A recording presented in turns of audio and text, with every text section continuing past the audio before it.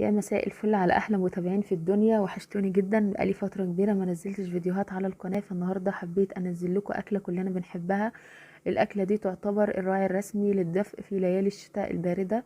طبعا هي المحشي، طبعا المحشي بجميع انواعه يعني من الاكلات المحبوبه جدا.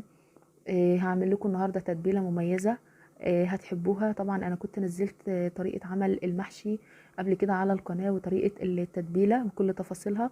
والنهارده يعني في الفيديو هنختصر شويه، ان شاء الله هنزل لكم الطريقه التانية في صندوق الوصف. انا جبت هنا البتنجان، انا جايباه بتنجان مدور يعني. المعتاد ان احنا بنستخدم البتنجان الطويل في المحشي المشكل، بس البتنجان ده انا لقيته يعني عجبني شكله فايه، فحبيت ان انا اجرب.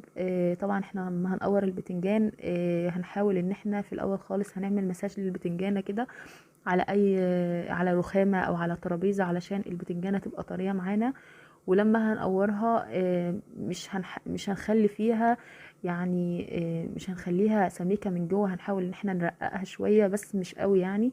والكوسة طبعا برضو هتبقى عكس البتنجانة. هنقورها بس يعني هنخلي فيها لحم، يعني مش عاوزين ان احنا نرققها قوي علشان هي بتستوي قوي وممكن ان هي تتفتح وهي بتتطبخ. طبعا احنا ممكن نسيب الكوسة كده، وممكن كمان نحددها بالمقوار لو احنا حابين. طبعا لو الكوسة يعني حلوة من بره وما فيهاش اي حاجة ممكن نسيبها بحالها، وممكن كمان نحددها زي ما حضراتكم شايفين في الفيديو. بالنسبة بقى للفلفل، فاحنا بنجيب الفلفل اللي هو مش كبير قوي ولا صغير قوي، يعني عشان كمان تعملي الفلفل لو حابة ان انت تحطيه واقف في الحلة، هتجيبي الفلفلاية اللي هي ليها 4 جوانب من تحت علشان تعرفي ان انت توقفيها. الجزء اللي انا بشيله ده علشان ان انا اخد الحتة الجزء اللي فوق ده واغطي بيه الفلفلاية وانا بحطها في الحلة. فطبعا ده اختياري، لو حابة ان انت تحطيها كده، لو مش حابة عادي مفيش اي مشكلة.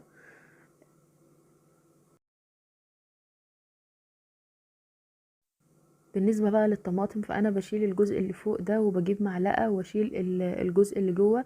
طبعا بحاول ان انا اكون حذرة في الطماطم بالذات علشان ما تستويش معايا وانا بشيل الجزء اللي جوه. ممكن احتفظ بالجزء الفوقاني اللي انا شيلته علشان اغطي الطماطمايه لما احشيها. اول حاجة احنا معانا كيلو من الرز المصري، طبعا الكمية اللي تحددوها. الرز ده انا غسلته سريع وصفيته. الرز بتاع المحشي يا جماعه مش بيتنقع. ومعايا حزمتين كبار من الشبت والكزبره والبقدونس، بس انا هنا مكتره الشبت شويه لان المحشي بيحب الشبت لانه بيبقى ليه ريحه قويه. حطيت البهارات بتاعتي، طبعا كمون و7 بهارات وفلفل اسمر. وحطيت بصلة كبيرة أنا مقطعاها قطع صغيرة، وحط عليها ملح وفلفل أسمر. وحطيت راس صغيرة مفرومة من التوم. والمكون بقى الأساسي واللي هيخلي المحشي طعمه مميز وهي القشطة اللي بتبقى موجودة على وش الحليب. معايا هنا صلصة طماطم أنا محضراها، هنزل لكم طريقتها في صندوق الوصف. طبعا أنا حاطه لها بصل وتوم مشوحاهم كده بسمنة، ويعني محمراهم بسمنة وزيت. طبعا انا الطريقه عاملاها في الفيديو التاني بتاع محشي الكرنب، وان شاء الله هحطها لكم في صندوق الوصف. طبعا هنملح، والملح ده حسب الرغبه. لو حابين ان احنا نحط شطه عادي مفيش اي مشكله. هقلب بقى كل المكونات دي مع بعضها.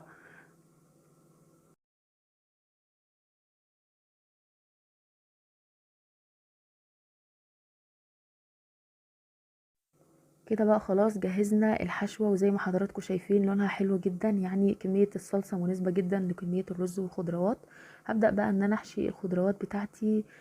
طبعا في المحشي ده بالذات يا جماعة ما تحاولوش ان انتوا تملوا الفلفلاية او الكوسة او البتنجانية خالص، علشان الرز بيزيد، وطبعا اللي هيطلع براها وهيخلي المحشي معجن وشكله مش هيبقى حلو خالص. فانتي هتعملي ايه؟ انتي هتحطي الرز يعني 3/4 البتنجانية او الكوساية رز، والربع التاني هتخليه فاضي علشان يبقى مهوي ويبقى في مكان للرز اللي بيزيد. بعد كده برضو نفس الكلام في الكوسة وبقية الخضار. بالنسبة للكوسة بقى، فلو ضيقة معاكي هتديها خطتين كده زي ما انت شايفة، وهتبدأي ان انت تكمليها، بس برضو مش هتمليها قوي، يعني انا سايبة فيها الربع الفوقاني ده سايباه فاضي علشان يأديلها مساحة ان الرز يزيد. ونفس الكلام في الطماطم برضو، وممكن كمان تغطيها بالجزء اللي انا شيلته ده. طبعا بالنسبة بقى لطريقة التسوية، فانتي لو حابة تعمليه في حلة الضغط، يعني ممكن يبقى في حلة الضغط، ممكن تعمليه لو حابة تعمليه في صينية في الفرن.